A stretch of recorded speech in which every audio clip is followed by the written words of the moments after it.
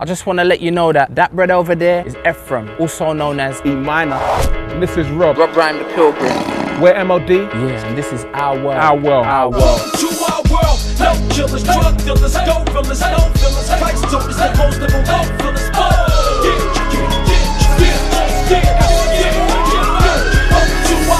Streets of Brixton are a place that are familiar to me. These are the streets that I grew up on. You know, I remember the riots in '81, just going through all kinds of experiences. At the age of 3 months old, my mother left me with my grandmother, never to be seen again. My gran brought me up. Being elderly, she had some periods of ill health, and so I went into foster care. I just kind of lived the life of like the deprived child, you know what I mean? Which ain't really uncommon these days. So everybody who's listening, yeah? You give thanks to Jesus Christ.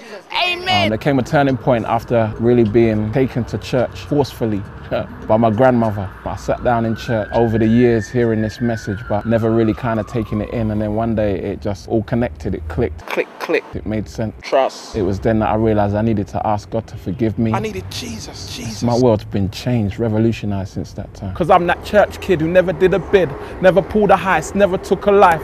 Once I walked and rode with a knife. Yeah, I've popped a gun, but not at anyone. Round my ends, it's off and done. So I'm digging diamonds from the dung.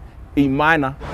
Like a sharp fade, the devil played you like an arcade. Music has always been a part of my life. If you're saved, it's exciting, but if you're lost, it's frightening, scary like lightning. When hip-hop first come to the UK, which was probably about the early 80s, I remember getting into body popping, and it was my life. And I realized that that was #1 on my top 10 list. Then I was confronted with God. It's funny how he got my attention. My girlfriend at the time, Helen, started going to church. She used to smoke, she used to blaze, she used to drink, she used to swear like a sailor, and then she just started to change. She stopped smoking, stopped swearing, stopped drinking, stopped raving. And got to the point where she told me, boy, you know what?